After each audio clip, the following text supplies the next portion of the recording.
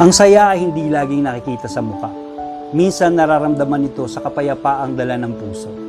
Akala natin kapag masaya ang isang tao, palagi siyang nakangiti. Pero hindi ganun ang totoong buhay. May mga taong tahimik lang pero payapa ang isip. May mga taong hindi pala post pero kontento sa buhay. May mga taong hindi laging tumatawa pero masaya sa direksyon na tinatahak nila. Kasi ang kaligayahan hindi nasusukat sa dami ng ngiti. At hindi rin nasusukat sa dami ng likes, achievement o papuri. Minsan ang tunay na saya ay hindi maingay. Ang pagiging masaya ay hindi ibig sabihin wala kang problema. Hindi ibig sabihin hindi ka napapagod, hindi ibig sabihin hindi ka umiiyak. Ang pagiging masaya ay ang kakayahang makita pa rin ang mabuti sa buhay, kahit may pinagdadaanan ka.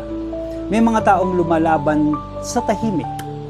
May mga taong pagod pero nagpapasalamat pa rin. May mga taong sugatan pero marunong pa rin magmahal.